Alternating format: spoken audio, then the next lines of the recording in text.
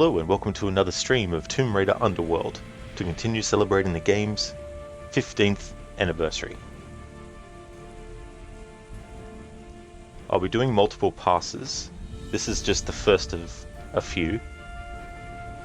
We're almost finished the story, and the second thing that I'll be doing is doing the treasure hunt mode, which unlocks once you finish the story. It allows you to go back in and collect any relics and things like that you might have missed. On purpose, I'm not collecting any secrets and relics until we do that mode, because I've never done that mode before, and I figured if I'm going to do that mode, I may as well go all out with it and do it without having actually collected any of them. So that'll be the second run through. And then there'll be a third run through where I just play with the music only. Won't be skipping cutscenes and things like that. I'll just be playing the game with the music only, no sound effects and no dialogue stuff coming through for the whole game from start to finish. I originally planned to do that with treasure hunt mode, but treasure hunt mode takes out the music, so there was no point in doing that, and so had to split it up though. That's alright, I've had to do that before. Hey there Tylian, good morning to you. Thank you for contributing points to that challenge as well. Thank you very much. And same to you as well, Harbinger. Thank you for contributing points to that. Really appreciate it. Let's see if I can work out what my actual save was. So this should have been the last save. The 11th of the 11th. We're up to Jan Mayen Island, Gate of the Dead.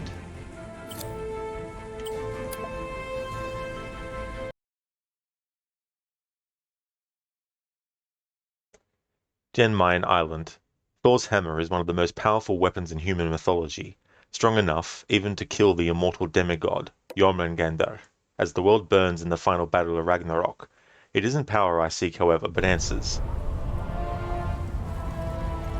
Hey, you know that big expensive ship of Amanda's? The one on the bottom of the Mediterranean? Uh-huh, that one. She has a sister, the Tisiphone, anchored off the coast of Thailand. Looks like they're picking through your leftovers. Excellent work, sir. Thank you. You've earned some rest. I'll take it from here. Be careful. When you see Amanda, give her my regards.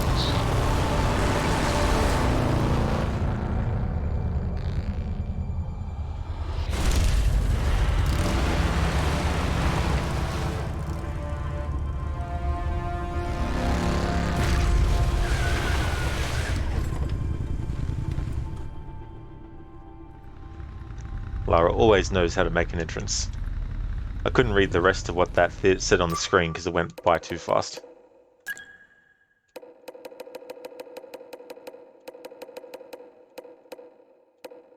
And I've got to see what the last entry was that I actually read about.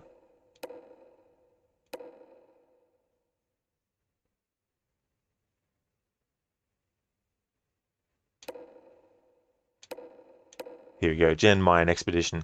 Having found Thor's belt and gauntlets in parts of the world less far from civilization, I feel confident that I will find Thor's hammer here undisturbed. Perhaps this site being so remote will also mean no undead guardians lurking within to complicate my search. I don't think so, Lara, unfortunately.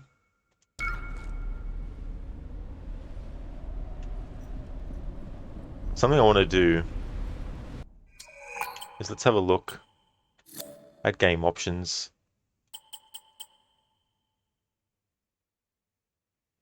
View axis. Okay, so we can only invert.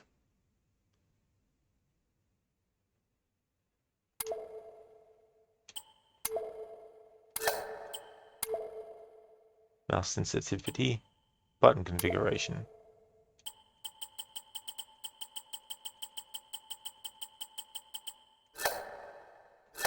Okay, so there's nothing to actually change. Although, no, that would probably be under mouse sensitivity.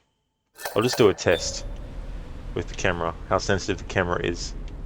But see, the problem isn't moving the camera yourself. The problem is when the game wants to move it and overrides how you're moving it, that becomes the issue with this game.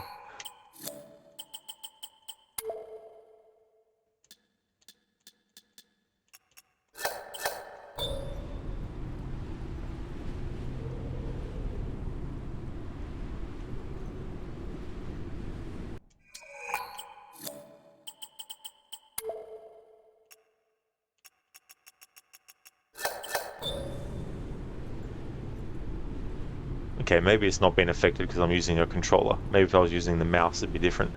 Alright. I had to look for mods, and there's no mods that anyone have done for the camera in this game. Or even mods to deactivate the auto lock-on for enemies, as in, like, instead of just being able to, like, I wouldn't mind foregoing the ability to lock on automatically to certain enemies,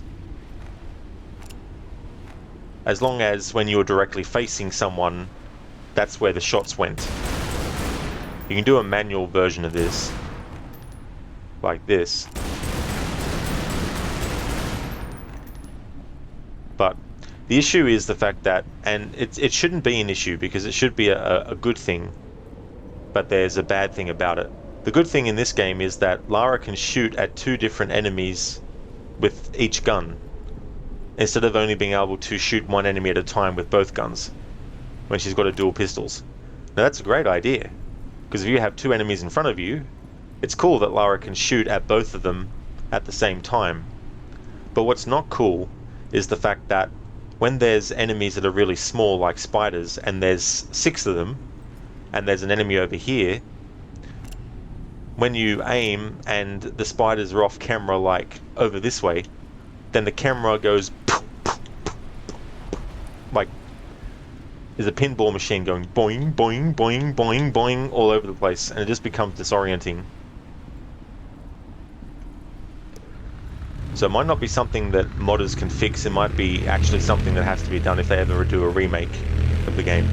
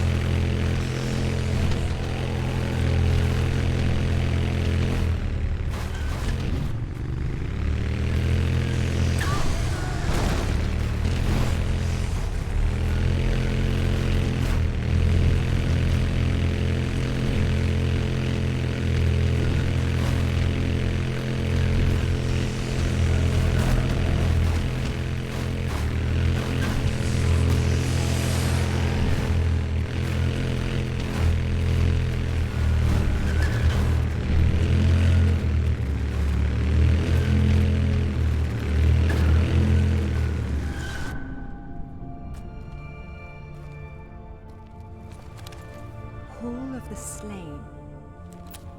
Valhalla, Odin's Hall, where the warriors who died in battle came to feast and prepare to fight in the final battle of Ragnarok. That makes this Valgrind the Gate of the Dead. Old is that gate, and how to unbolt it, you now know. Where are the Valkyries when you need them?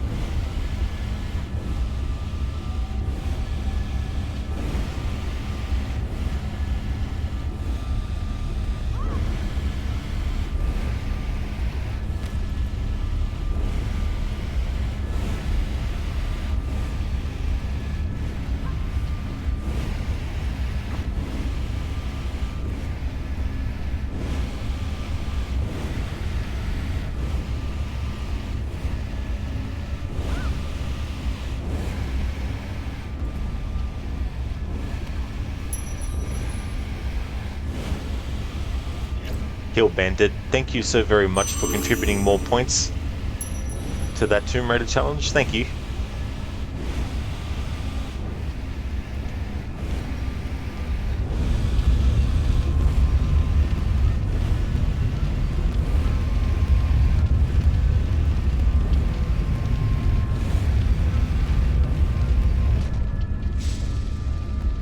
That's right, Talian. Yeah, over halfway towards that goal now. There'd still be a few days left on it as well, I imagine, so it looks like that it will get met.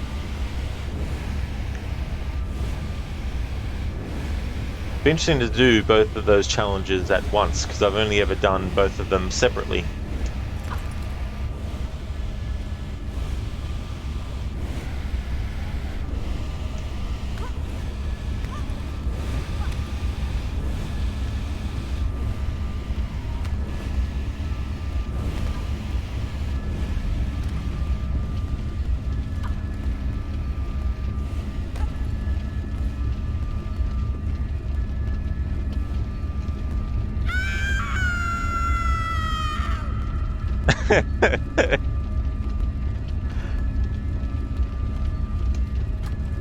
It's alright, Lara. It's okay. You made it. You didn't die.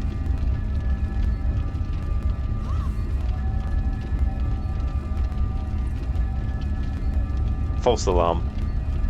How's things going, Kill Bandit? Oh, now come on. Come on, game. Don't bullshit me. Come on. Don't bullshit me.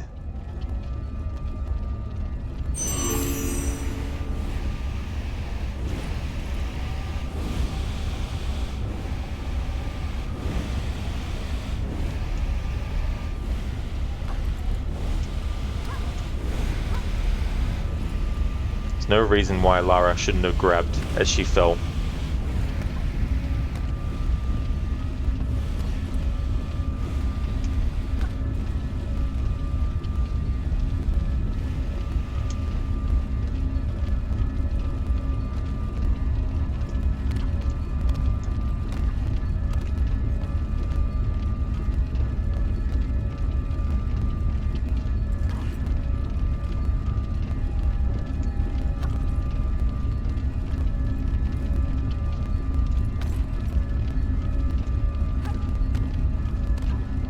Alright. Need to move this one as well, which I forgot to do. I did that last time I played this game as well.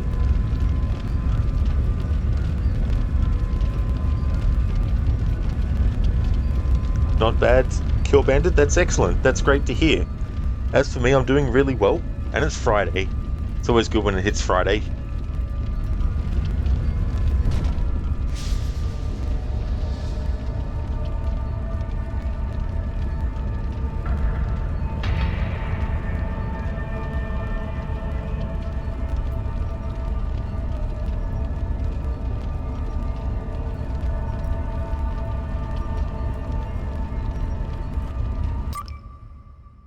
Valhalla.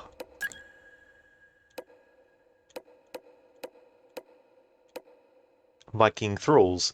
What isn't clear is whether these poor souls were Vikings who stumbled upon this place, fell victim to its aether, and then became these thralls, or whether these undead guardians are far more ancient warriors whose appearance later influenced the Nordic cultures that came after.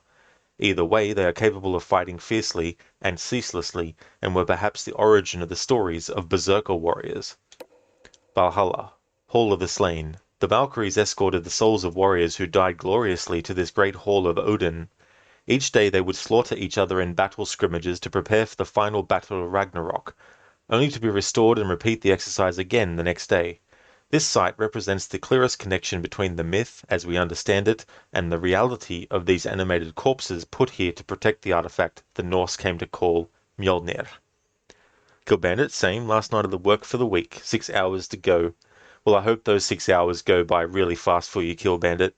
That's great that you've only got 6 hours. Valgrind. Valgrind, the sacred gate. Protecting Valhalla is a great gate of size and cunning, such that few knew how it could be opened. Now I see that it's through both the application of understanding and the strength of Thor bestowed by his artifacts. Valkyries, meaning choosers of the slain, were the minor deities who chose which fallen warriors were worthy enough to be escorted to Valhalla. Often depicted as women with winged helms or as riding horses, a more literal truth comes from the fact that the Old Norse word for wolf translates as Valkyrie horse. It is believed that Valkyries and their mounts are metaphors for the ravens and wolves to descend upon the dead after a battle and choose among them. And they'll be like, you know what? We've been watching this one's life for many years now, sitting on the sidelines looking at all the fights that they've been in. And you know what? We all agree that he's actually someone, or she's actually someone, that we should actually accept into Valhalla. What do you say? Those against? No one? Okay, good. Alright. Congratulations. You've entered Valhalla now.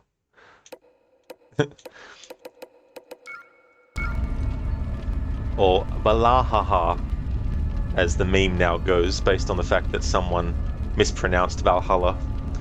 Wasn't it for like a game award or something last year? Or some award? Assassin's Creed Valhalla.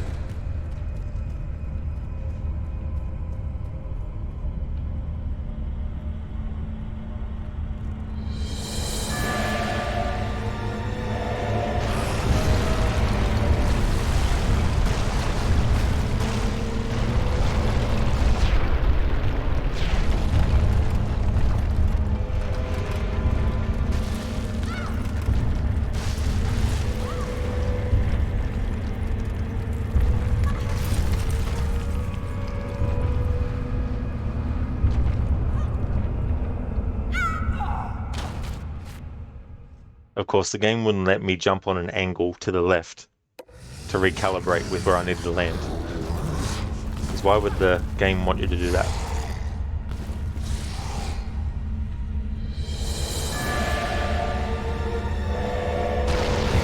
It's interesting, playing this game on the hardest difficulty, it hasn't really felt that much harder than the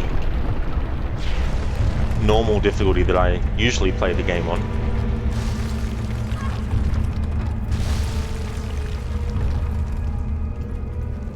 I mean, you can tell that it is different difficulty, but it's not like a big drastic situation. It's not like going from normal mode on something like, say, Evil Within, and then playing on a Kumu mode where it's one hit and you're dead. It's not that kind of difference in difficulty.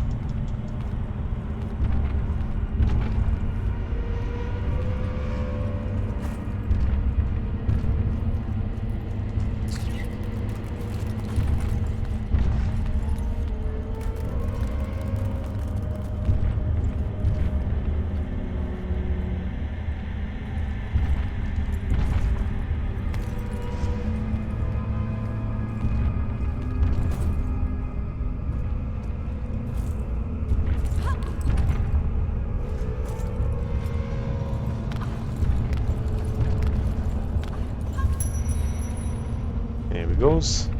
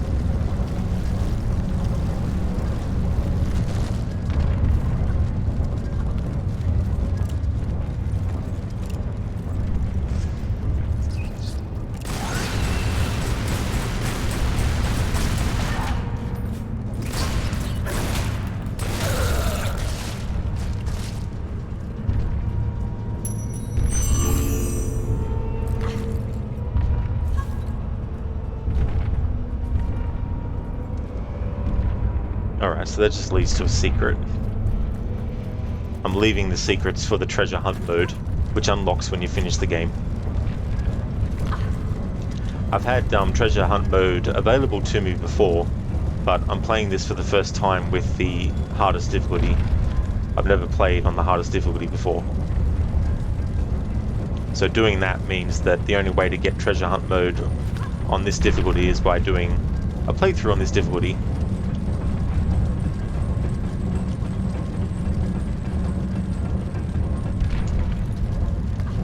Thank you for redeeming that Harbinger, the Arnie impression, with a scene from Kindergarten Cop.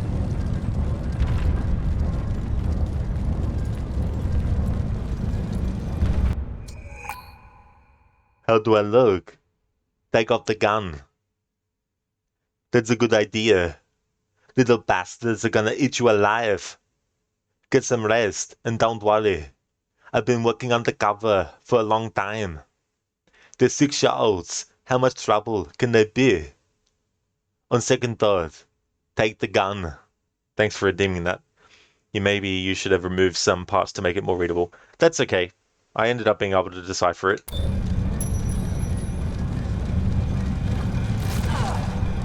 Classic. You didn't make the jump, even though you did. Game wants to be finicky. See?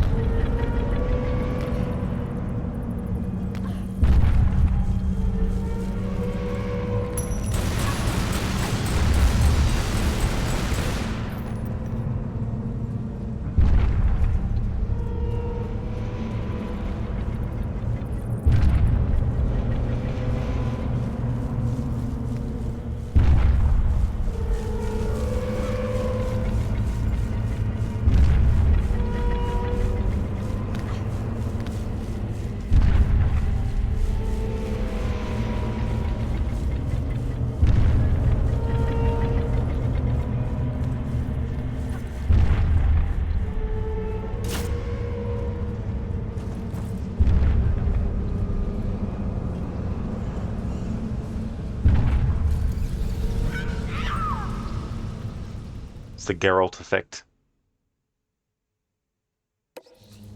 They really nerfed how far Lara can actually be from a drop before she actually dies from it.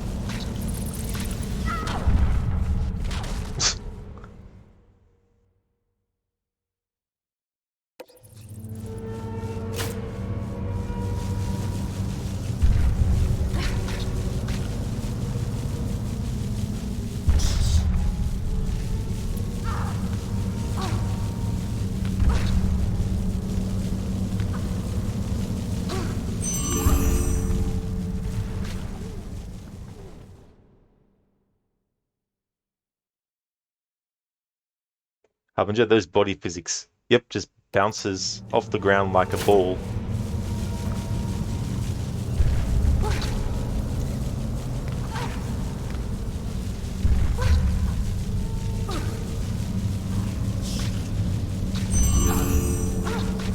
I was spamming the button. I was spamming the button game. You know this because you could actually detect that I was. You're just being a fucking piece of shit.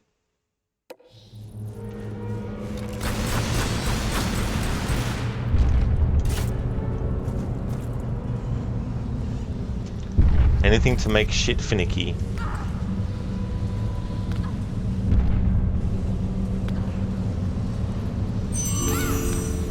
Oh, so now you recognize I was spamming the button game. I see what it's like.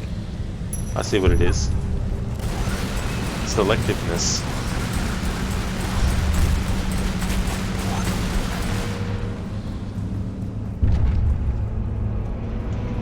This one's always annoying because I've got to double check the map to know which way I'm actually facing. So I know that I'm not facing the way where I actually came into this whole area from. I use the motorbike as a guide because the motorbike is left from the side that I actually came into the area from.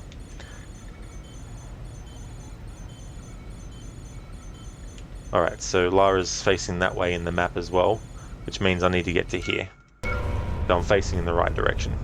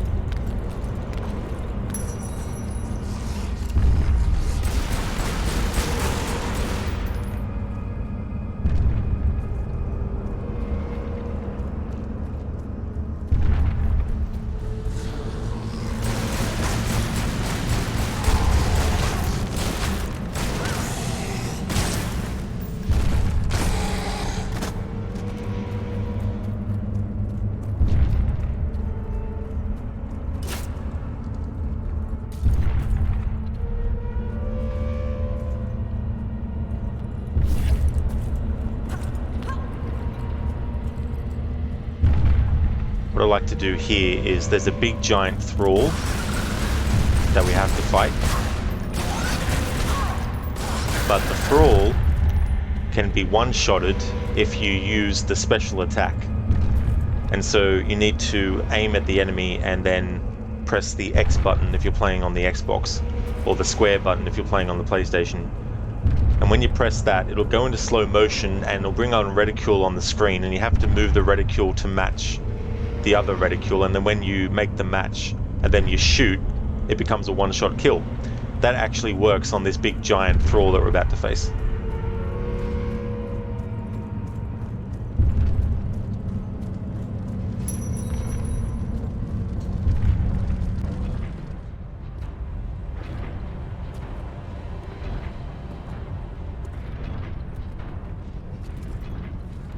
Perhaps these Yeti creatures inspired the Viking stories of frost giants.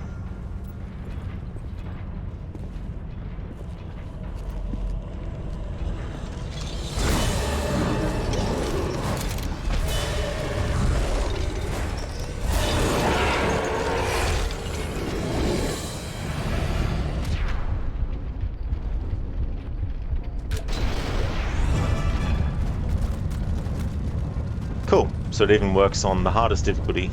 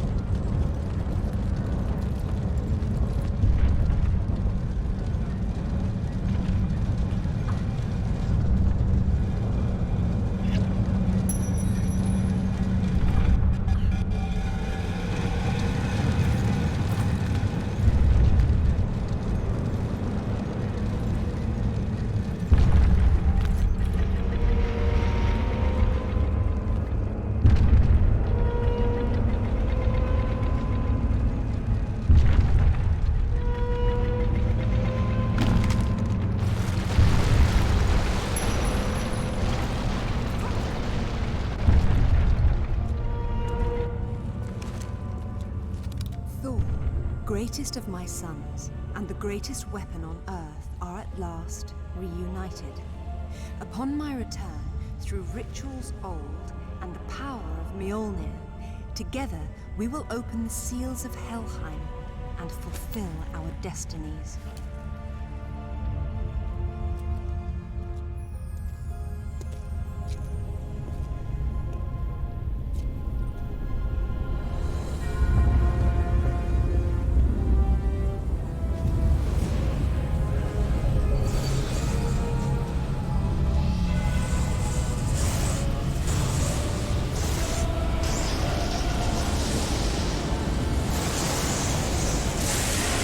Lara's worthy.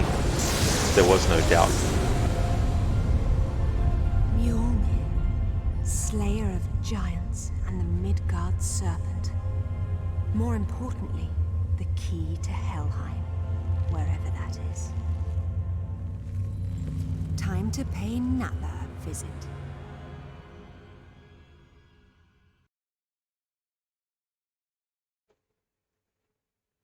Enderman Sea. In the end, Amanda helped me a great deal by digging up the Queen of Atlantis and keeping her caged, and now with Thor's hammer I have the power to force Natla to tell me the location of Helheim, and then to remove her from this world forever.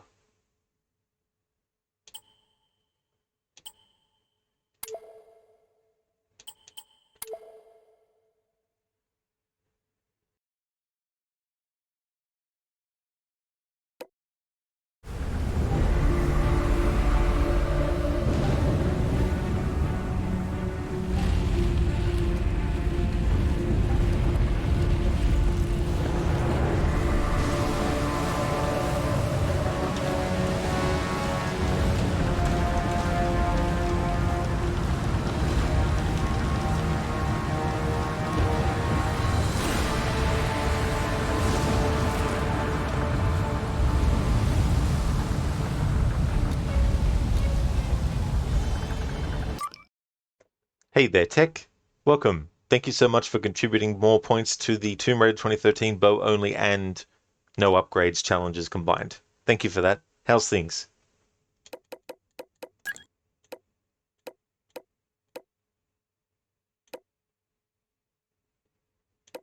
Alright, so the last entry we read was about the Valkyries. Yeti thralls. While it's difficult to identify the corpse of a Yeti after it has lost its hair, that is clearly what these creatures once were. Whether they were capable of equipping themselves with armor in the distant past, or were used as beasts of burden, or a warrior class, they would have been formidable creatures that could be the giants that populate all Norse mythology. Thor's hammer. Mjolnir was the supremely powerful weapon used by Thor, mainly to fight giants, and then ultimately to destroy the Midgard serpent in the Battle of Ragnarok. Only functional when one is equipped with the belt and gauntlets, these artifacts are far more ancient than the mythology that immortalized them and the men who subsequently hid them throughout the world. Norse myth focused solely on Mjolnir's destined role in killing Jormungandr, but it conveniently overlooked the fact that Mjolnir is also the only means by which the Midgard serpent can be released in the first place. Andaman Sea Expedition. Inscribed in stone around the doorway leading to Thor's hammer, Odin wrote, "Thor, greatest of my sons, and the greatest weapon on earth, are at last reunited. Upon my return, through rituals old and the power of Mjolnir, together we will open the seals of Helheim and fulfill our destinies." I don't like the sound of old rituals or of fulfilling destinies given how the ultimate destiny of the Norse is destruction at the Battle of Ragnarok, but at least I have the power of Mjolnir and the means to extract the information I want from Natla. Hey Afro, welcome on in. Tech, you just spatchcocked and dry brined your turkey, then made a tuna sandwich. Oh, nice. I love tuna. What I also like is tuna bake as well. That's really nice. It's like potato bake, but it's just with tuna instead. Or you can add potatoes in as well. Afro, damn you, Odin. Odin, you damn. You damn Odin. You Odin. Damn. Leave you alone. Yeah. This game, Assassin's Creed Valhalla, and Hellblade Senua's Sacrifice. They're the three games that I personally have played that have mainly been about Thor and, mythology and Ragnarok and, Norse mythology in general, I should say, and all that kind of stuff.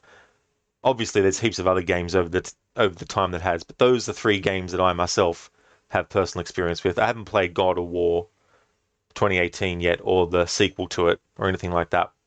But it is interesting when you look at how many different games actually look at that mythology. And what's really cool is that literally anyone can take those materials and come up with their own story. Like literally. And you don't have to worry about paying rights to anyone. Like it's not like you have to pay rights to anyone to use Odin in your story.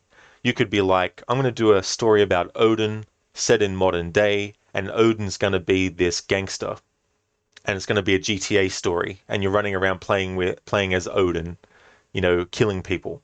Like you could do that if you wanted to, right? Because there's no copyright on Odin. However, what you can't do is take something that's already been adapted from it and then just copy that. Like you can't just do a story about Thor and Loki from the Marvel universe and then create a video game and then start selling it to make money. Like you can't do that because you don't own the rights to that version of Thor and Loki and all that kind of stuff. It's the same with Winnie the Pooh. Like recently, the rights to the first book became public domain. So you can literally take that story and you can take any characters in that story and come up with your own thing. And someone did. They created a horror movie, a slasher movie, with these people. One was wearing a Winnie the Pooh mask and the other one was wearing a piglet mask or something. And they're going around killing people. But if you were to take that idea that someone had done and make it a movie about killing people, depending on certain things, you might not be able to do that. But yeah, when it comes to mythology and things like that, which aren't copyright, you can pretty much adapt it in any way that you want. And then your adaptation of it, provided you do the things that you need to do to actually get the rights, as in like keep the rights. As long as you do that, then no one else can come along and take your version of the mythology and do their own thing based on your version. They can go back to the original and they can take that information and then make up their own thing, but they can't take your version of what you've done to adapt the original material and all that kind of stuff. Tech, you're finally at 5% contributed, going for a 10%. Well, that's no worries, Tech. Thank you so very much for that. It's definitely looks like it's going to meet the 200,000 points goal.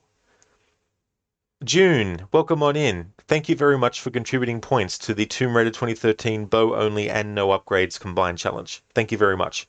Welcome on in as well. I hope it's going good. Hey there, Adrian.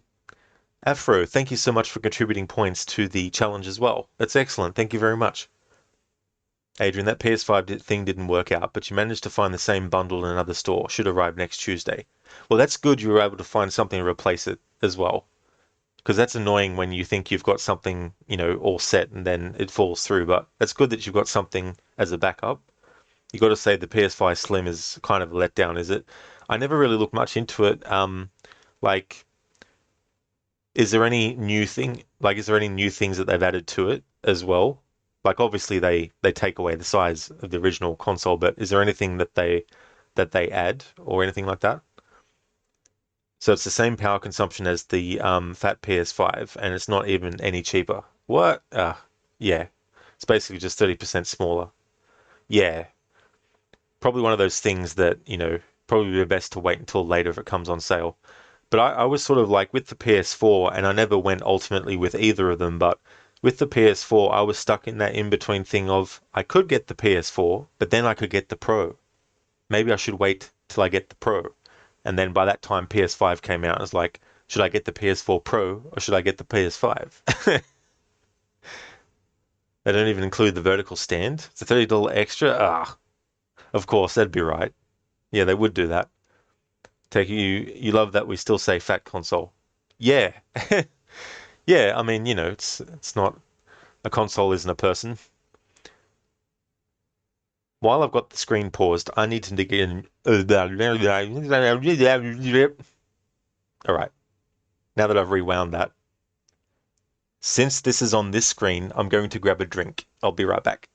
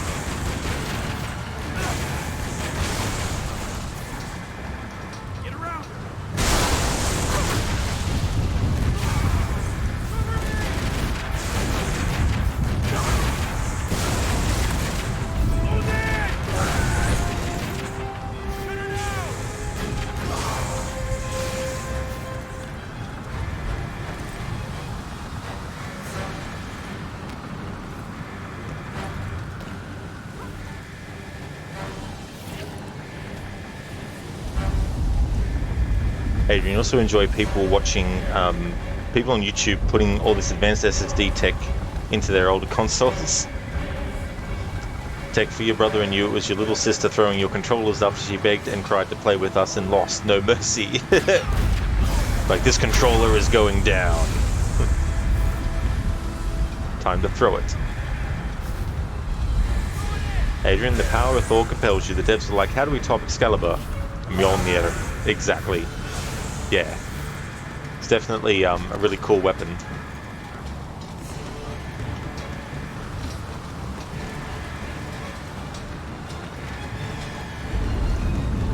Though it would have been more fun if the metal crates were destructible to some extent.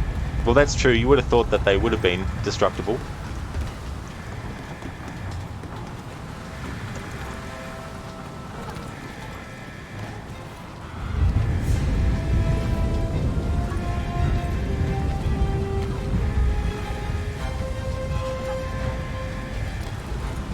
Of course we can't make that jump. Why not? Why would we be able to make that jump? This area is giving you Call of Duty 4 vibes, is it? It's been a long time since I played that game. The famous ship mission early on. The ship mission. I can't actually remember. It's been that long I played it. That's right, got to reselect. Let me grab it.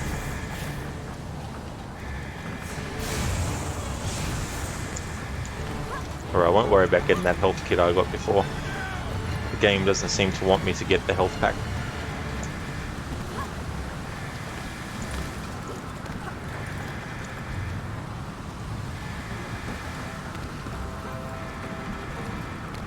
Ah, fine, I'll grab it. May as well since I'm there again. There we go. Climb up.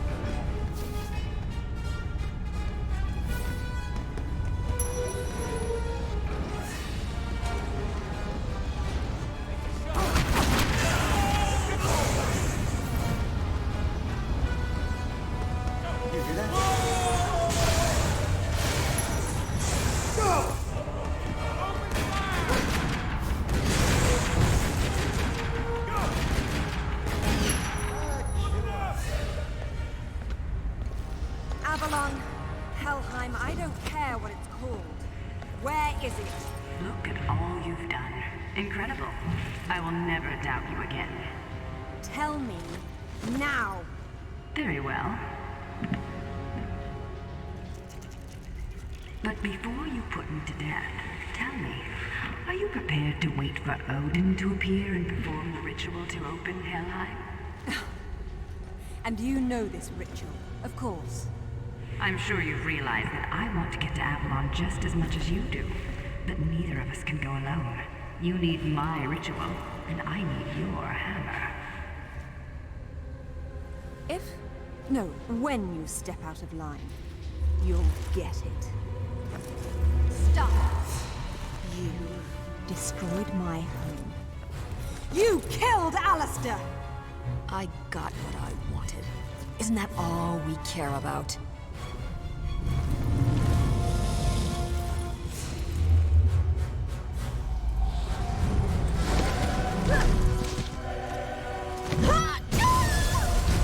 You can die too!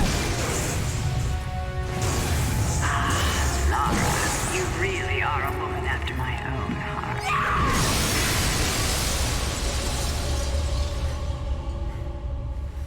Get out of my sight. Meet you there.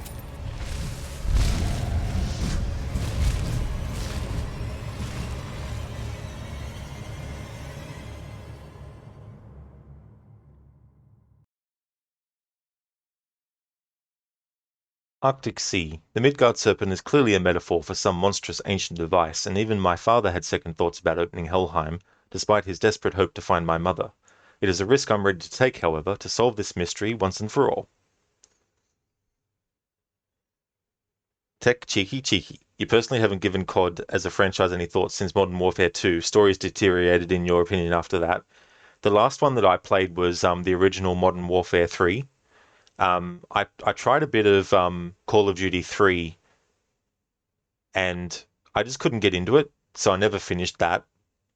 And that's the only game in the series outside of Modern Warfare 1, 2, and 3, the originals, that I actually even attempted to play. I finished Modern Warfare 1, 2, and 3, but I never finished Call of Duty 3, and I never tried any of the other ones after that as well.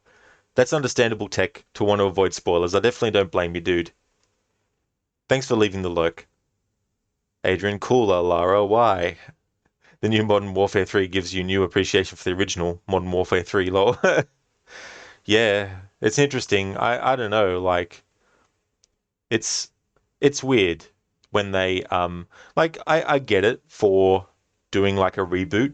You might want to use the same title as the very first game in the series, but to actually keep on using the other titles and just do reboots to them, like, are they actually reboots? I've always been confused by those. Like, are they remakes of the Modern Warfare games, or are they just basically going, the events in Modern Warfare 1, 2, and 3 didn't actually exist, or these are events that, or this version of the game actually shows you events that the original didn't, and we get you to play through events from the original as well. Still don't know what kind of thing it is. Adrian, COD Ghost's reception was so lukewarm they left that game's cliffhanger hanging to this very day. Oh, that would really suck if you enjoyed that game and that story and you wanted to get some closure on it. Like, even if they released it as like a DLC or something, that would have been good.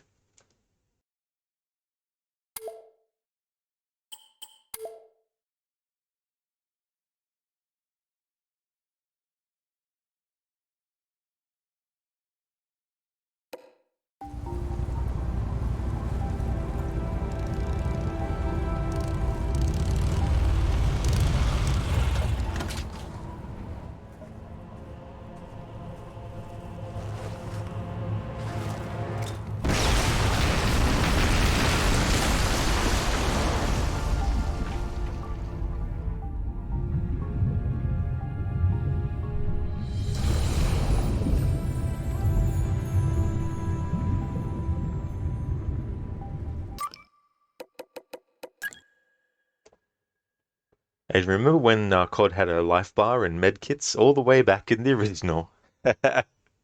Very quaint by today's standards. It's like, you mean you had to actually keep an eye on a health bar, and you had to actually refill your health by actually actively using something? Didn't just automatically happen?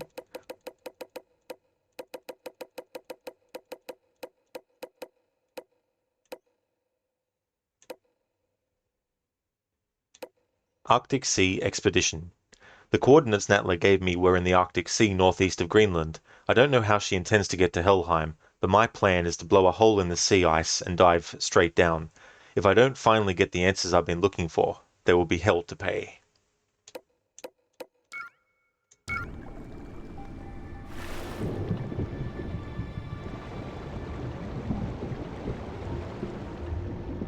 Adrian, let's kick some ice.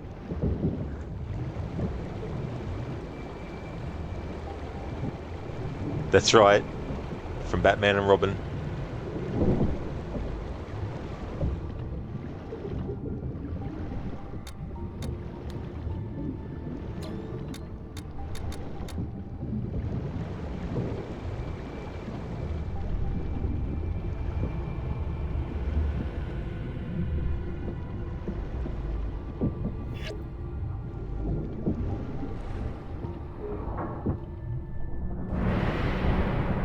Hey there, Lizzie. You mean you actually have to focus on your health?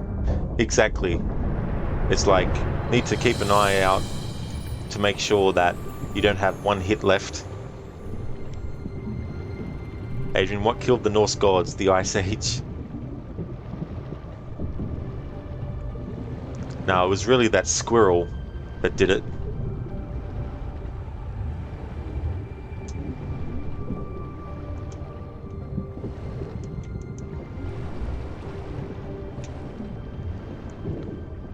Alright, so this one must be busted.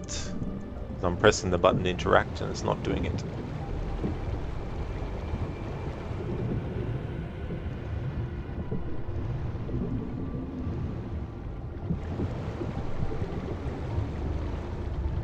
These guys always remind me of some of the enemies in the Golden Axe games. Death Adder.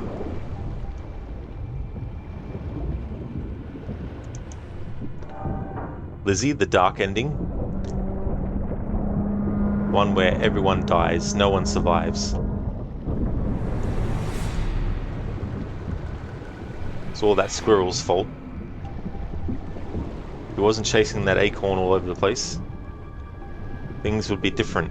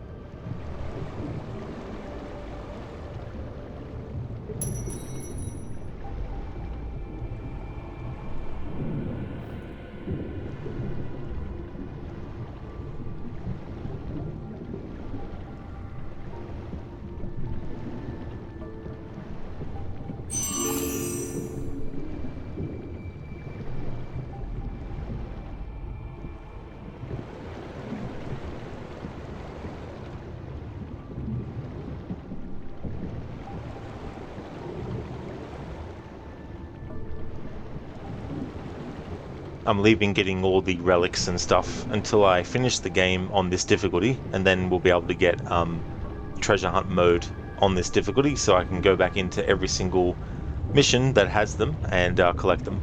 I've never actually used that before, so I figured I may as well use this opportunity to do it for the first time with the 15th anniversary celebration of the game, but it's something I don't normally worry about. Getting the secrets at all completely, or even doing the treasure hunt mode. But it'll be interesting to see what it feels like to do it in that way, because in the future, if I do decide just to do a collect all things playthrough, at least I'll know whether or not it's worth doing the treasure hunt mode or just get it as I go through. Hey Star, how's things?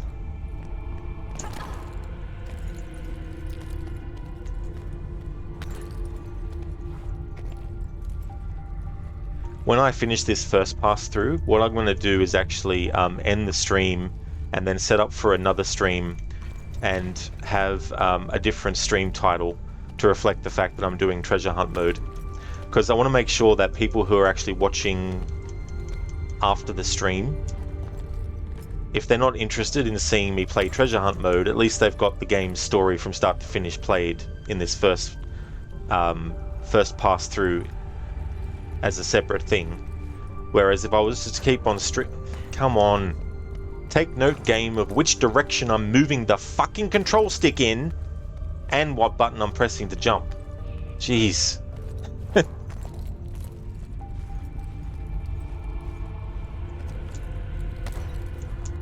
That way, if people are only interested in the story from start to finish, they don't have to also watch the treasure hunt mode. But if they just want to see the treasure hunt mode, then they can see that on its own without having to worry about seeing all the cutscenes and all that kind of stuff. It'll be the same for when I do the music only run. People who don't care for music only, I don't want them to have to watch that in a VOD along with the other elements. They don't want to.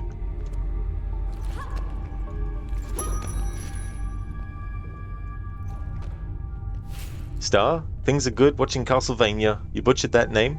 You didn't? No, you actually got that name right. That's cool. I haven't actually seen any of the Netflix Castlevania stuff, but I do like Castlevania. I'm more of an old school fan in the sense of I prefer the old school style of game as opposed to the RPG ones. Having said that though, Symphony of the Night is such a masterpiece of a game. But the other ones of that style that came out later, based on Symphony of the Night and its style, I didn't really care much for them. Here, have Thor's hammer, shark. It's too far away now. Pick Rod Rage, someone coined that. Rod Rage. Which is active.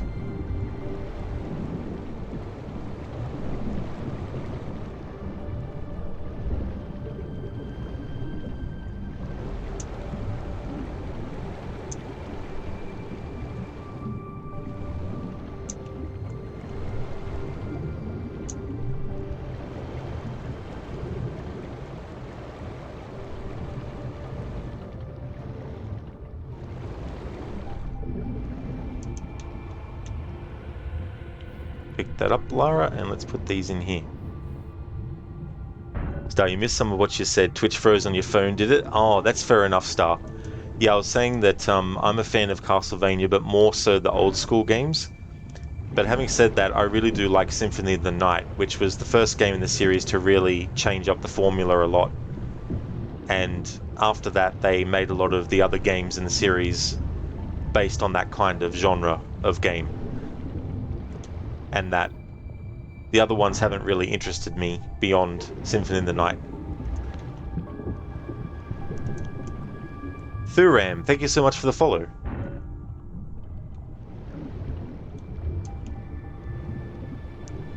Must be missing one. Had a feeling I'd be missing one. Oh no, I put it in. Oops. Tech, you have a nice time. Rod, great content as always. You do your best to catch up on your YouTube. Well, that's absolutely no worries, Tech. That's muchly appreciated as well. I know because I stream a lot of hours, it can be difficult to watch a full stream back on the VOD, but however much of the VOD you get to catch, it's definitely highly appreciated.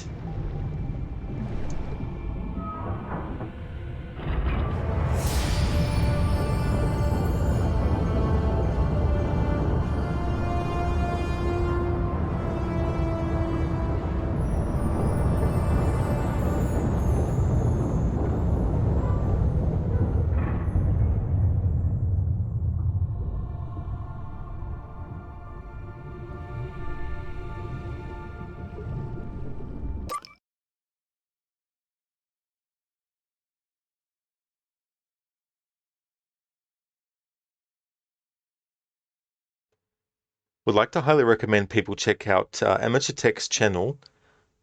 Tech is playing through the Tomb Raider games, playing through the whole series. He's currently on Tomb Raider Chronicles, which is the 5th entry in the franchise. He'll also be doing the other games that came out after it as well.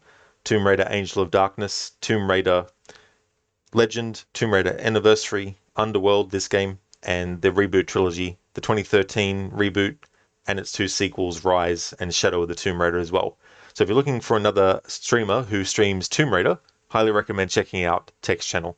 And thanks so much for being here, Tech, especially watching games in the series that I know you haven't reached yet and you want to avoid spoilers as well. Thank you so much for even, being in chat and checking out the streams of Tomb Raider stuff, even though, yeah, there's some games that I've played that you haven't got to yet, but thanks for watching, and I'll catch you next time, Tech.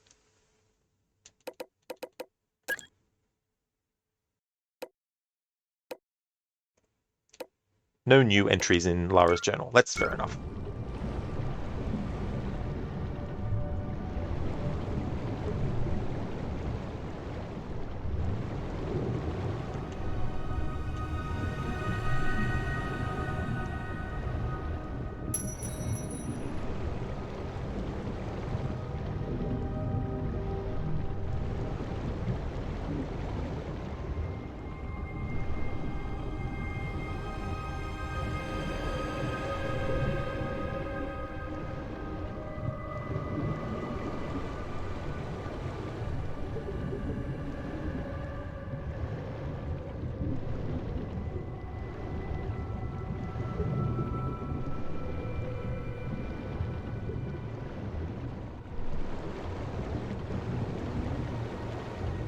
I haven't started, no, I haven't seen the anime of the Castlevania.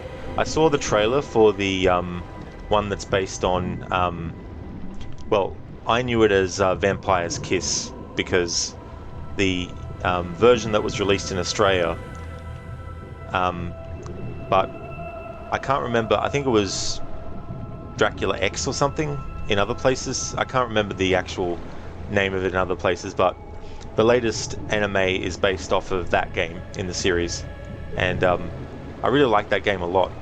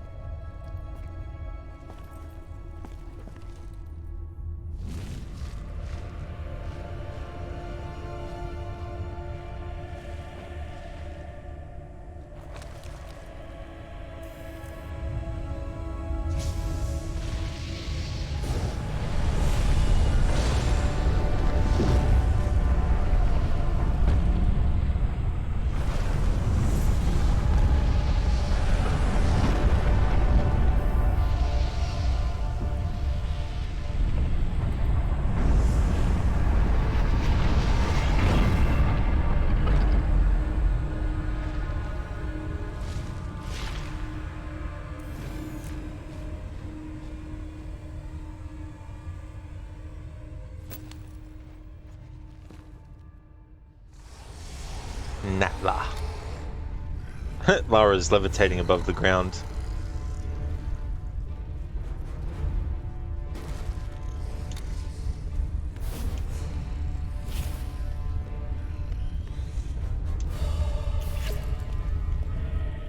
Star, it's strange but interesting so far. That's cool. Yeah, have you seen much of the games before? Like, because there's so many in the series now, it's just crazy. Different versions in different countries and stuff like that. She has Wing Star because she's actually an Atlantean god. Um, in the first Tomb Raider game and in the remake Anniversary, which is also a prequel to Tomb Raider Legend, Natla basically gets punished for leading a uprising, leading an army against her own kind, and she gets banished for centuries and centuries. And anyway, there's like a meteorite that she's inside of that crashes in the earth, and she gets resurrected. So she's basically a god that that has wings that can fly. Lizzie, currently grinding levels in Dragon Quest XI and kind of freezing. Other than that, you're fine. Oh, are you really? It's very cold. I definitely prefer the cold weather, that's for sure. But I hope your grinding is going well, Lizzie. Star, you've seen 1 to 3. You think you don't remember all the name of the games? Oh yeah, yeah. The very first one I played was the NES Castlevania, the very first one. But I don't think it was the first game in the series technically, because I think the Famicom version, because the Famicom, the Japanese console, came out in 1983, whereas the NES that was released everywhere else around the world was 1985, I think, when that one came out. But there was also an arcade Castlevania as well. So I don't know if the arcade game came first above everything else, but I had a lot of experience growing up playing Castlevania 1, 2, and 3, but also Super Castlevania as well. And then when the Nintendo 64 Castlevania games came out, I tried the first one, and then there was Symphony of the Night as well, and I'd played that and stuff like that. But the last game in the series that I played, which was new at the time, was probably Symphony of the Night, and that came out in 1997, but I didn't play it in 1997 though. Hey Rochi, welcome on in.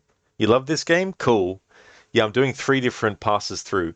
So this first run through, just going through without collecting any secrets, but I'm playing it on the hardest mode, and I've never played it on the hardest mode before, so doing a hard mode playthrough, and then I'm going to do treasure hunt mode to get all the treasures. That's why I've been leaving them alone, so I can use treasure hunt mode to its fullest and get every single treasure through that. And then the third run through will be going through the game with only the music on, so there'll be no sound effects or dialogue as well. I was trying to incorporate the music only thing into the treasure hunt mode, but then I found out that treasure hunt mode, they've taken out all the music for the levels that you can go back into to get the secrets. So I thought, so I had to split it up into 3 separate run-throughs. Originally, I was going to do normal playthrough on the hardest mode, then do treasure hunt mode, but with the music only. But of course, there's missions where you don't have to worry about getting treasures because there's none in them, so they get skipped anyway, I'm pretty sure, in treasure hunt mode. But still, it would be good to play through the game with that mode for the first time, see what it's like doing it. See if it's something that I would like to do in the future versus just getting the secrets as I go through the game from start to finish and that kind of stuff. But it definitely is a really good Tomb Raider game. The only thing that lets it down for me is the camera.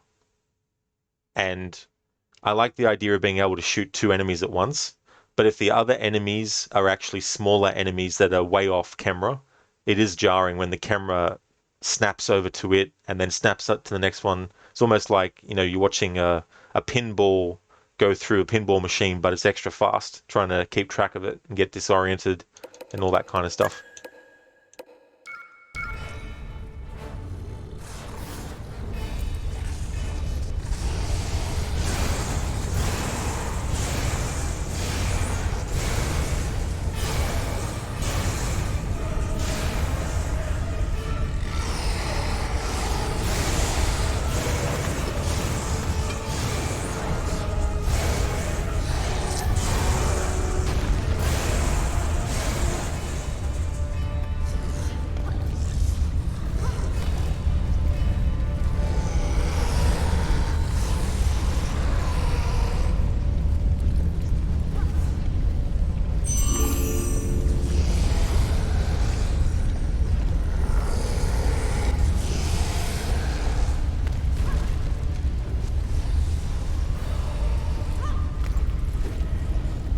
Oh yeah, Rochi, the camera is very, very annoying.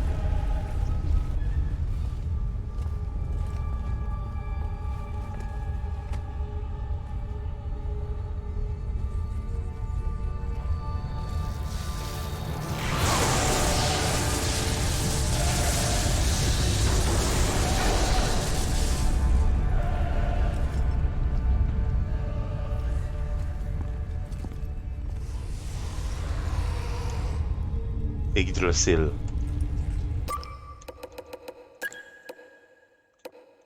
Helheim, world of hell. Here the goddess Hel, depicted as a woman on one side and a corpse on the other, presided over all souls that did not go to Valhalla after death. Judging by the ruined road and drawbridge, this site must be even more ancient than Niflheim to have been above sea level at some point. The top is heavily encased in permanent sea ice, so there may have been another, drier way to get inside from somewhere above, had Natla given more precise coordinates, but I think I'd rather go in through the front door. Yggdrasil, the world tree and binding element of all 9 worlds of the Norse universe. Supposedly Helheim was situated under the roots of Yggdrasil. There is another myth that a great serpent, I have no idea how to pronounce that, but I'll just pronounce it phonetically, I guess, Niohagr, gnaws at the roots of Yggdrasil. Possibly this is another manifestation of the Midgard serpent, which supports the theory that this site houses something monstrously world-threatening. Norns. The Norns were female deities who governed the fate of men, and in various cultures, including Greek, were often represented as 3 women, young, middle-aged, and old, who represented the past, present, and future.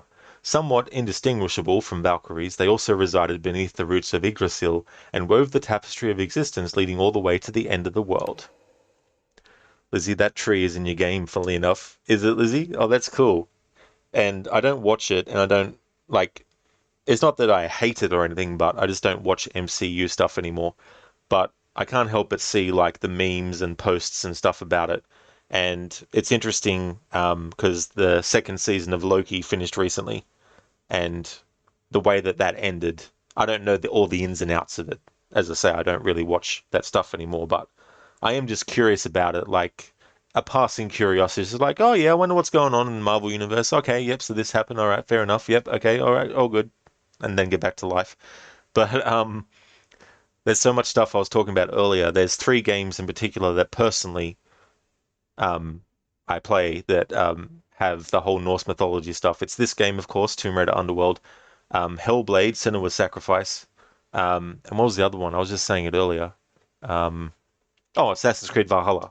Those 3. I know there's more games from the beginning of time that actually have Norse mythology in them, but they're the 3 specific ones that I've played a lot myself.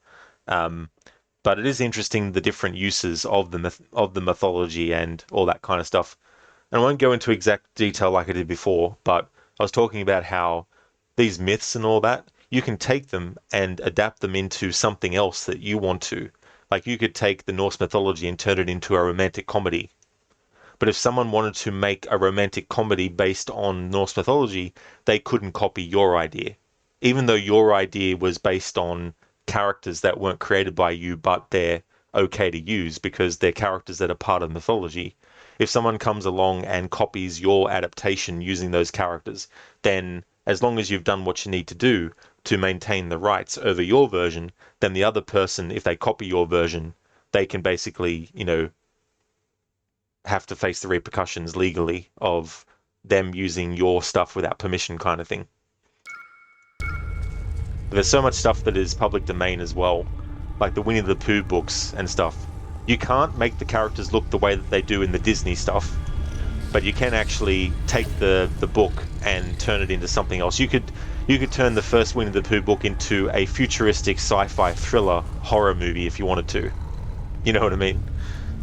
You can do what you want with that, but you can't take the Disney versions of the characters and then do a horror version of them. The horror movie that was made using Winnie the Pooh was actually based on the books, specifically the first one, and it entered the public domain, so you can do your own adaptation of it if you wish, but you can't adapt the Disney version. You can't make the characters look the way that they did. So if you want to do your own movie using Winnie the Pooh, You have to make sure that you come up with a look and design that's nothing like the Disney version.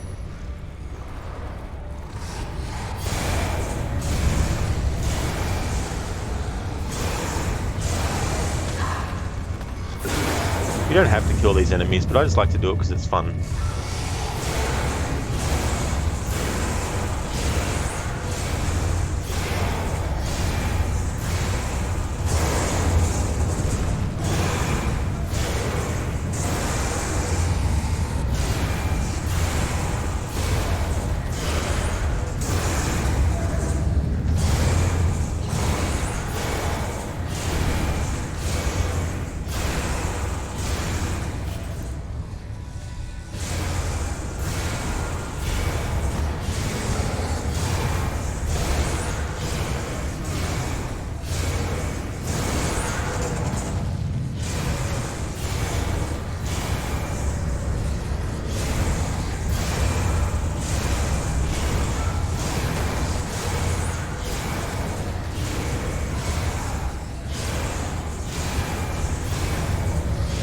If after this game they hadn't rebooted the series, if they wanted to keep the whole Lara investigates tombs and everything that are related to mythologies, it would be cool if they had done another game where she goes after mythologies and stuff, and make it different. Because I wonder what other weapons Lara could actually, from myths, what other weapons Lara could come into contact with.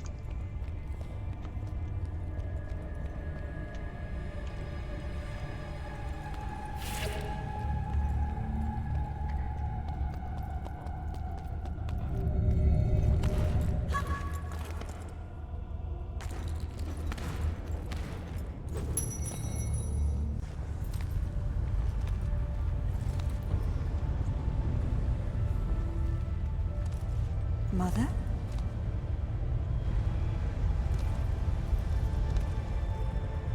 Mother, it's me. It's Lara.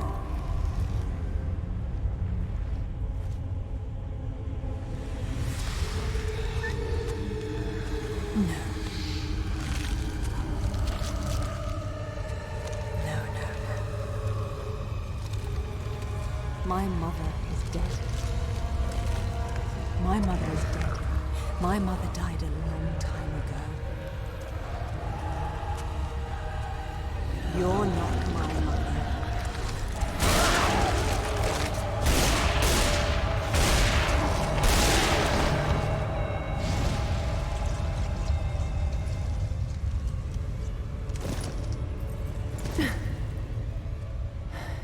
I've lived many times longer than your entire civilization, and I've never seen such delicious irony. When I heard what happened to the wife of the great Richard Croft, I knew I could set him on a desperate quest to find what I desired most. Then he betrayed me in Thailand, and for that, I killed him myself. But when you showed up with Thor's gauntlet, I knew I could send you off in your father's footsteps, confident they would lead us to this very spot. You seem to have forgotten what I would be holding.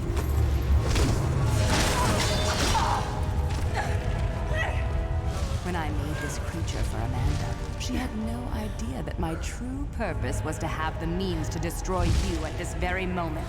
The two of you never suspected that you were mere actors in my play. And so it ends.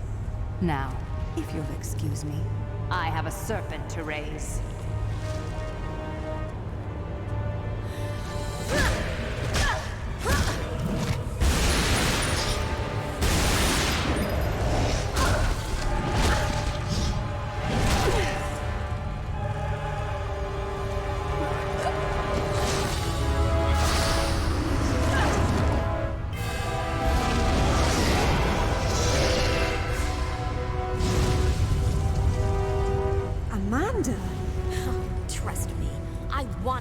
Finish you off, but the Midgard serpent will tear the world apart, and only Thor's hammer can stop it. Go! I'll hold them off.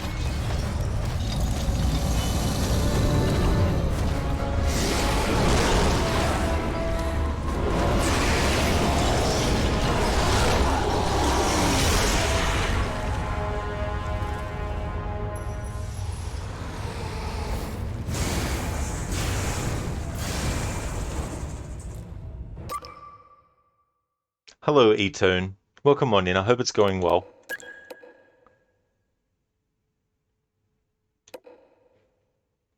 And there we go. That's the fate of Lara's mother, Amelia. Not sure how long Amelia actually survived after what happened that we see in the flashback in Tomb Raider Legend, but ultimately she ends up becoming a thrall. And of course, the way that her face is and the one side of her body is half dead and the other is half alive is obviously a reference to Hela.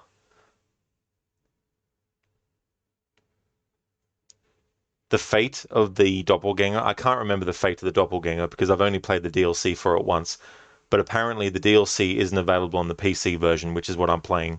But I have in the past done the Xbox 360 version, and that DLC was available where you actually play as the doppelganger. So it fills in a bit of gaps in what happens to the doppelganger, that if you only play the main game, you only see her in the moments that you do and not anything extra as well. But I won't be able to do that for this 15th anniversary, unfortunately.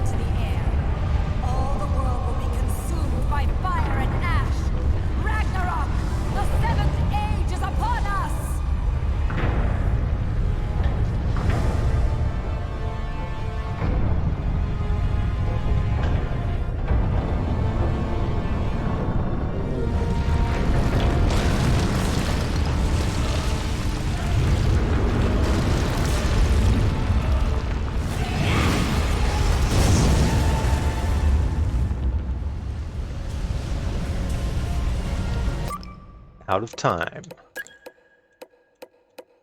Jormungandr is actually a metaphor describing the mid-oceanic ridges where all the continental plates of the world meet, thus circling the Earth on the sea floor.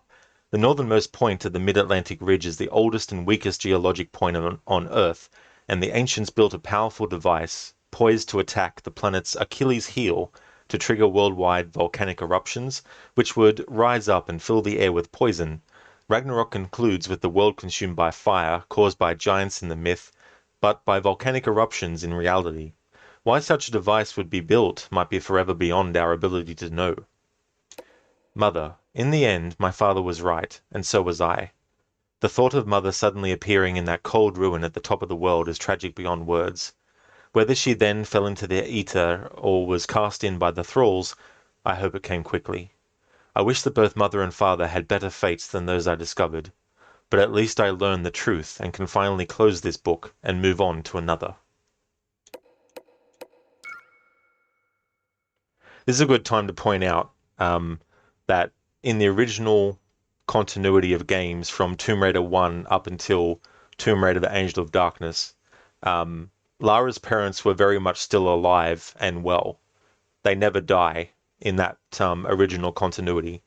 They actually disown Lara because they wanted Lara to marry this earl or this rich dude, whatever you want to say, aristocrat, some rich guy. they wanted her to marry this dude. But Lara was like, fuck that. I'm an independent woman. I don't need no man. I don't need to get married. I just want to go out and have adventures. And they were like, fine. You're not our daughter anymore. But Lara was like, fine. I'm going to go out and live the life that I want to live. When they did Tomb Raider Legend, which was the first reboot, I know some people don't call it a reboot, but technically it is a reboot.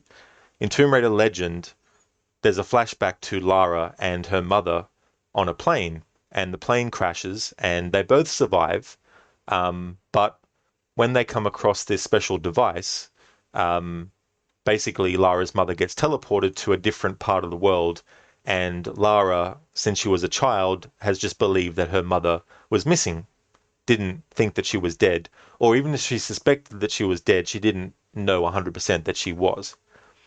And then at some point her father gets killed, because in Tomb Raider Legend and Tomb Raider Underworld, they're direct sequels.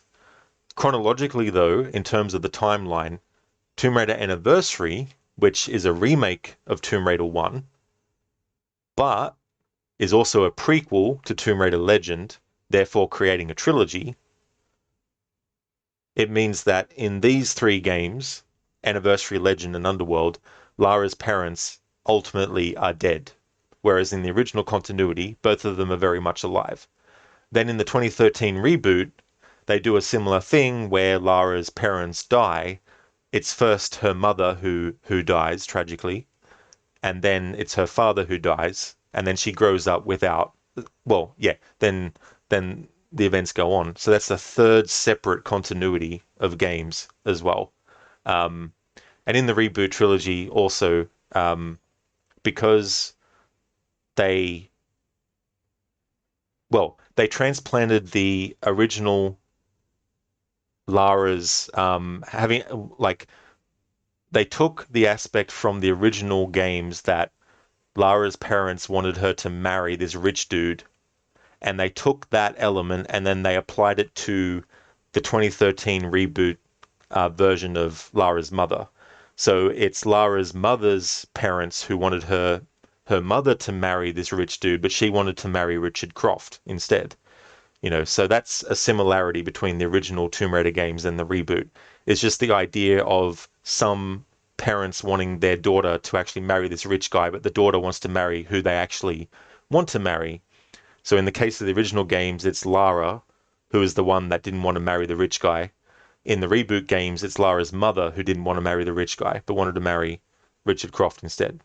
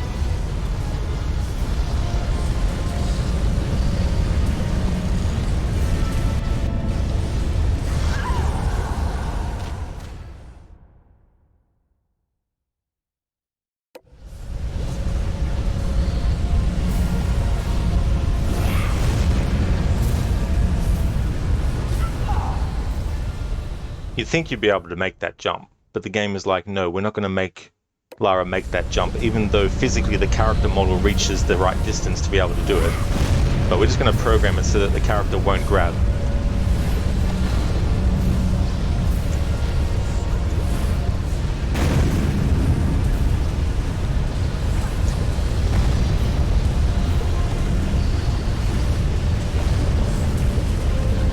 I mean, there's other ridiculous leaps that the game allows you to actually make that are actually longer distance than that.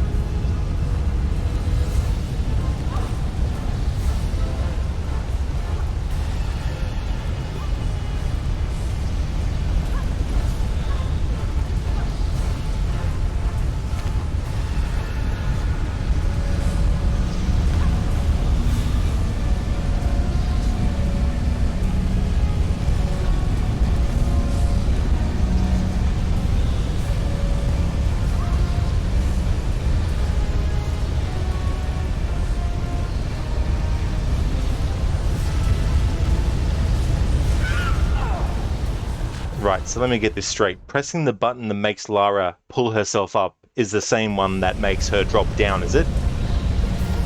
Of course it is in game. That's the other fucking button. Jeez, I hate when that happens in games. The button that you press to do one action, for some reason, does the other action that's opposite out of the blue. See, like, there was no prompt to press the Y button to get her grip. Which, if there was and I didn't press it, I could understand, but she's literally letting go automatically. Like, I pressed the button again to jump up that pulls yourself up, and she drops.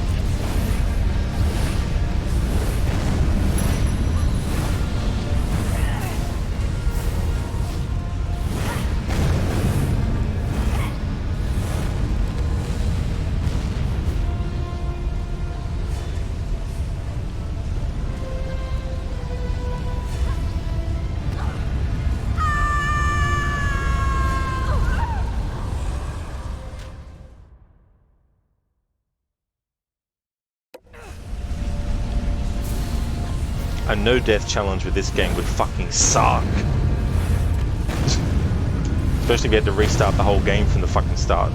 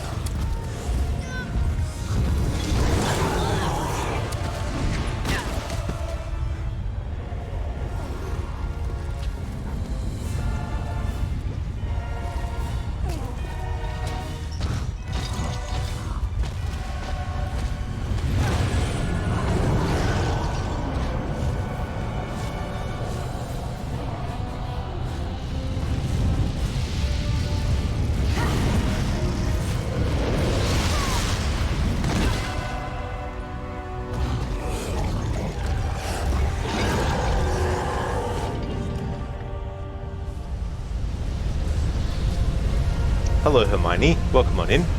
Absolutely, raiding more tombs. I'm almost finished my first run through for this celebration of its 15th anniversary.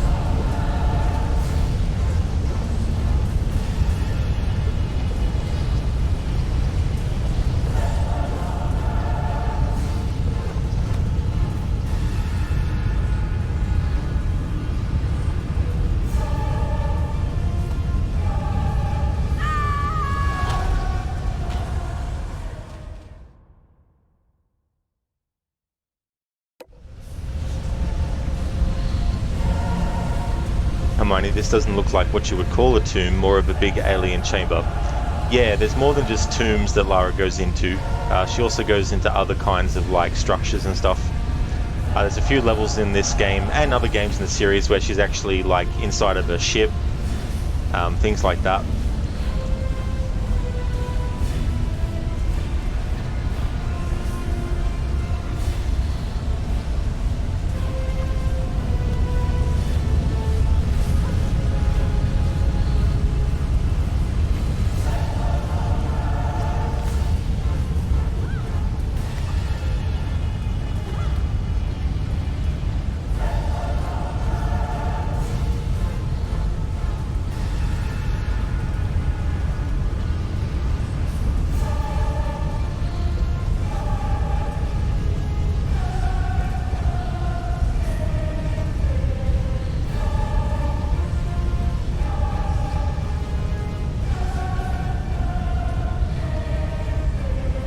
No worries, Hermione. All that camera movement there was done by the game itself. I didn't press any of the camera controls. That's an example of how the game just has a mind of its own when it comes to the camera movement.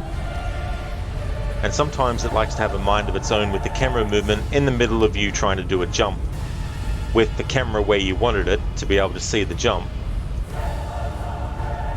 Ah, forget. Lara, see, this is the other kind of bullshit. Let's examine this for a moment. See that thing I'm trying to jump to? See how there's like a little corner that juts out on the edge? Whenever I jump up, Lara doesn't grab it. Do you know why? Because the programmers were like, oh no, even though the character can actually grab at it physically. We want you to go down one more and then go around the side, and then she'll grab to it, but not to that little corner that juts out on the side. It's little finicky shit like that in games which really pisses me off too. And you know it's done on purpose. It's not an accidental, oh my gosh, we forgot to, patch it or something. It's a conscious decision where the devs are like, let's fuck over the player. Let's fuck with them. Let's troll them. Let's make them think that something that should be doable is doable, but then it's not. Because we want them to do one tiny little thing extra.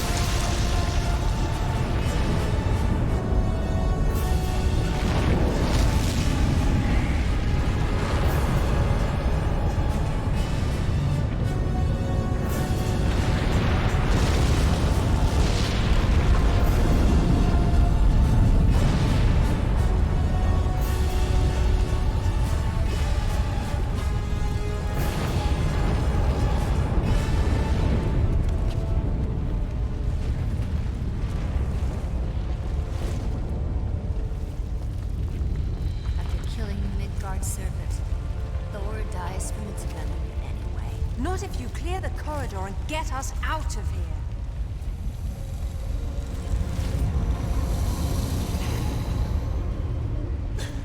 Out of juice, just like Bolivia. The good news is we saved the world. The bad news is now we're gonna die here. Huh, just like your mother. Wait.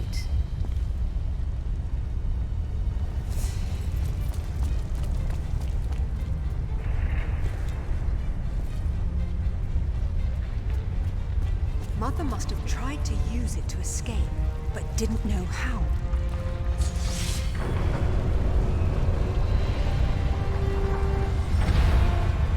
If pulling out these artifacts always brings you here, what will happen if I'm already here? Maybe you'll go to hell.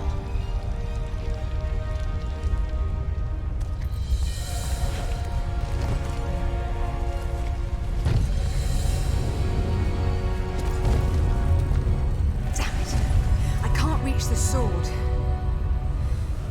But you can. What about you? I can reach you if you hold out your hand. You trust me? We're out of time, Amanda.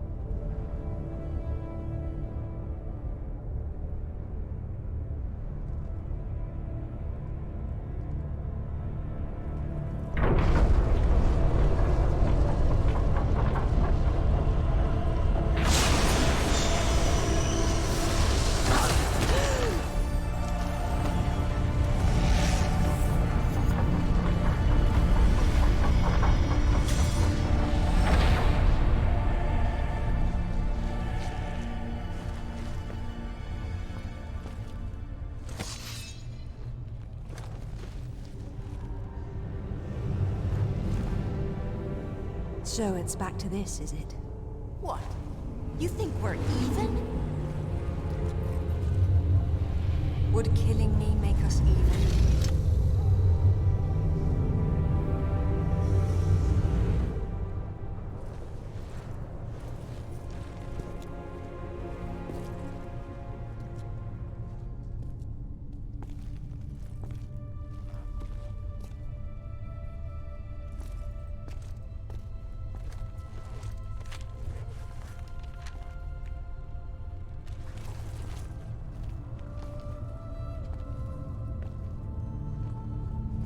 Goodbye, Mother.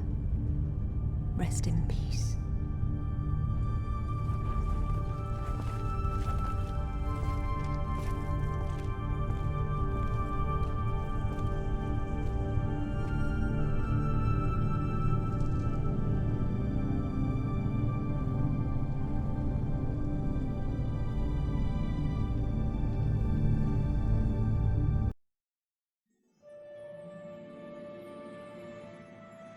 Okay, so that's my first run through done to celebrate the 15th anniversary. It kind of leaves on a cliffhanger in the sense that after this game, we don't find out what happened to Amanda and this version of Lara. Unless there's a book that does, or a comic book that does, because there are Lara Croft / Tomb Raider comics that exist. But I don't know if there's been any that are set after this game or not. Because the next game in the series that was a main entry was the 2013 reboot afterwards. But I doubt that Amanda would have just let things lie. I'm sure that eventually she would have tried to pull something else, or something else that she goes after would make her cross paths with Lara and all that kind of stuff. But at that point they're still enemies, but they're more like truce type thing, but not 100% necessarily. It's not like they said, truce, yep, and shook on it, or anything like that, but would have been curious to find out what would have happened if they actually did another sequel to this game, and then maybe have Amanda return again. But it could also go a way where they're not necessarily enemies, but Amanda will at times get in the way and cause delays for Lara, not out of necessarily wanting to do it on purpose, but her presence somewhere might ruin something that Lara is actually actively going on, or something like that, you know. More like a competitor. Like a good analogy is in the first Indiana Jones movie, you have Indiana Jones and then you have the character of Belloc. And Belloc is another archaeologist that ultimately keeps crossing paths with Indiana Jones, and they're not friends. They are antagonistic towards each other, but there is a certain level of respect that they have for one another. But Belloc is kind of like the alter ego in a way of Indiana Jones, and there's a good sort of like scene where he talks about it would only take a nudge to make you like me kind of thing. So if they did a sequel to this game, I wonder if they would have had that relationship between Amanda and Lara where they don't necessarily want to kill each other, but they're not really happy when they see each other. But sometimes they have to work together because something requires both of them, or something, you know, something to that effect. When I actually do my run through with the music only, I won't talk over the credits and let the credits actually play out. But I just wanted to cap off this first run through by saying that playing on the hardest mode, I didn't really find it was that much more difficult than playing on normal difficulty.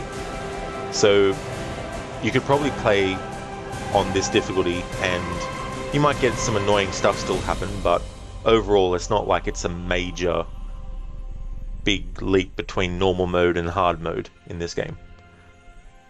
I'd never done this game on hard mode before, so I wasn't exactly sure what to expect about how it would go, but I found it pretty good on that level. As much as I do like the game because of the story, the music, the performances, and all that kind of stuff, what really brings this game down, unfortunately, is the camera. It's so erratic, and having Lara be able to shoot two enemies at once is good, but the problem is when you have enemies that are directly in front of you and in full view of the camera, then that's really good to shoot both enemies at once. However, the problem comes into it when there's multiple enemies and some are in the frame of the camera where you have it pointed, but then there's 6 enemies off to your right, and then there might be 2 other enemies off to your left. And so when Lara is aiming with one gun, if there's an enemy off screen, she'll shoot that other enemy with her other pistol, but then the camera moves over to that spot, and then the left gun in the meantime has already killed the other enemy, and then there's another enemy to the left, and then the camera goes all the way over that way. And if there's multiple enemies in different positions, the camera's going up, left, down, right, up, down, up, you know, all over the place. Very, very disorienting and all that kind of stuff. So that's the big thing that really brings this game down, unfortunately. However, having said that, if you can put up with it, as much as I complain and as much as I get annoyed, it's the other elements of the game that I really like that keep me motivated enough to keep going, even though I might die so many times in a row and the camera might be all over the place and all that kind of stuff. But these are things I don't know if modders can fix. I've had a look online, and there hasn't been any mods to do with cameras that I've seen with this game, but maybe it is possible and no one has just done it yet. But if it's not possible through modding, it would probably only be possible if they did a remake of this game from the ground up, which I don't know if they eventually will. They'd be more likely to do a remaster probably for this game instead of a remake. Eton, what's the hardest game you've ever played? Tetris. No, just kidding. That's a good question. It's very difficult. There's a few. Evil Within 1 on the hardest mode is insanely annoying. But if you're someone who's done it multiple times, it's probably not as bad as doing it the first time around. But I would definitely say that game is difficult. I haven't played any of the From Software games, so I can't include them because I haven't played them. I know that they're supposedly very, very difficult, but I don't know from first hand how difficult they are really. So, but Evil Within 1 on its highest difficulty would probably be up there. And it's more than just the fact that it's one hit and you're dead. It's also the fact that there's little enemies, little tiny slug looking jumping around things that they can kill you, you know, and it's in a situation where there's like 10 or 15 of them all at once jumping around, and it's very easy to actually get killed. And yeah, I'd probably definitely say Evil Within 1. Alien Isolation on Nightmare mode is difficult, but it's still doable even if you're not someone who likes high difficulties, as long as you have at least played it on the other difficulties first, because then you know what to expect. I definitely wouldn't recommend it for a first time playthrough to play Alien Isolation on Nightmare mode, unless you're one of those gamers that always plays on hard mode with games, no matter what they are. Then maybe you'll be fine with it and all that kind of stuff. Welcome back, Hermione. Hey there, Shin. Welcome on in. Alien Isolation looks like a bit crazy. It really can be. Really can be, especially because it's not just the alien you need to worry about, it's also the androids. And they can be tricky, especially when they lock onto you and they start chasing after you. If you don't have any weapons that you can deal with them quickly, it can be a pain, especially because sometimes there's multiple androids that are chasing after you as well. The only good thing about the androids is that it's not an instant kill. Unless your health is like only a sliver left, then of course they're going to kill you in one hit. But at least with them you get an opportunity to grab, like you get an opportunity to loosen from their grip. Whereas with the alien, it's always a one-hit thing. Unless you get the timing right and you burn it with a flamethrower, and it will still it can sometimes knock you over, but it won't kill you. It'll just knock you over. But that's a very kind of like rare sort of thing. Not rare as in only one gamer out of 1,000 will have it happen, but it's one of those things where I wouldn't rely on it to be something that's going to help you. It's one of those things where it's a bit of a fluke, because I don't know how much distance versus how much fire you give the alien as to whether or not it's going to just knock you over or kill you. If it's really, really close to you already, it doesn't matter if you start using a flamethrower on it. It's just going to keep on going at you and then grab you and kill you. But if it's a certain distance away when you start using the flamethrower, I think there's a certain point where it'll just run at you and knock you over, but you can still get up and then do what you need to do. Shin, you finally found a character build for Skyrim. Oh, that's good. That's good that you did. That worked out well. Okay, so this treasure hunter mode, this is what I'm going to do next, but I want to separate the VODs so that those people who are watching the stream after it's finished, who don't care about the treasure hunt mode, don't have to watch it. I mean, obviously, you could turn off this video right now and not bother with watching the treasure hunt. But I would also like to have it separate so that people who do want to watch the treasure hunt but not watch the story can actually enjoy the treasure hunt playthrough. So after I honor that redemption, Hermione, I'm going to actually end the stream and then take about, I don't know, I think a 10-minute break. And then during that break, I'll set up for the next stream and I'll change the stream title and adjust it so that it reflects the fact that I'm doing treasure hunt. Because treasure hunt doesn't have all the levels, I'm pretty sure. There's 2 levels, I think, from the top of my head that don't have any relics or treasures. And so in treasure hunt mode, it doesn't cover those levels. It doesn't have music at all. So that's just a heads up for people who might be coming back to the next stream. Treasure hunt mode has no music at all. So if you don't like games without music, this part of the 15th anniversary celebration I'll be doing in the next stream will actually be focused on treasure hunt only. So there'll be no music, and I'm pretty sure it takes out all the cutscenes as well. And then the third run through, which won't be happening today, but the third run through will be music only, playing from the game from start to finish with music only. But that's the third run through. I'll worry about talking about that once we get closer to it. So Hermione, you redeemed the Arnie movie scene impression. Thank you so much for doing that. I may as well just let this play while I'm actually looking for that, because it doesn't give you too much time to be able to just have the menu up without it throwing up this cutscene as well.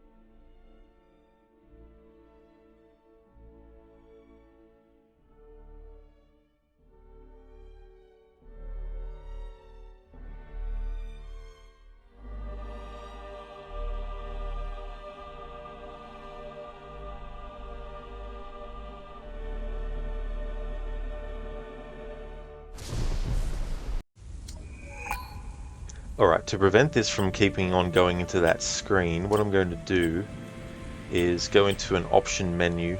Actually, I may as well just quit the game because I'm going to be ending the stream anyway. So I'll just quit the game and then I'll throw up the be right back screen. And that way I can do this without the cutscene automatically playing and all that kind of stuff. So I found a movie scene to do, Hermione. My life just got flushed down the toilet. No, Vincent. I'm genetic garbage. We're twins. We're basically the same.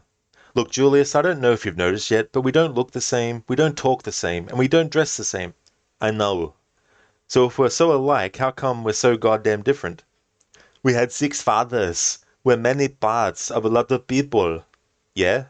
And don't forget, I was taken to a beautiful island. I was cared for, educated, looked after. You had nobody, Vincent. No one to love you, teach you, or encourage you. You see, Vincent, you're the missing part of my life, and I'm the missing part of your life. And when we find Mama, we can be the missing part of her life. We won't be alone anymore. We can be a family. A family? Yes. You mean like with a Christmas tree and Thanksgiving dinner? And a real home, where you'll always be welcome. Always? Even when you've been bad. That's, of course, from Twins. I just want to thank everyone so much for watching this stream. I'll be back in about 10 minutes, give or take, with more Tomb Raider Underworld action. This has been the first run through, playing through the story on the hardest mode. I didn't collect any of the treasures, but when I come back with the next stream, we'll be doing treasure hunt mode to get all the treasures that we missed. So I just want to thank everyone for watching this one. For those who won't be able to make it to the next stream, that's completely fine. Thank you for watching this one. And for those that will be, I'll see you in about 10 minutes or so. Oh, thanks, Hermione. Cheers for that, and thanks for redeeming that too. Twins is a great movie. I haven't actually seen it for a long time, but it's a really good one. Thanks again for watching, everyone, and I'll be back in about 10 minutes with more Tomb Raider Underworld to do the treasure hunt mode.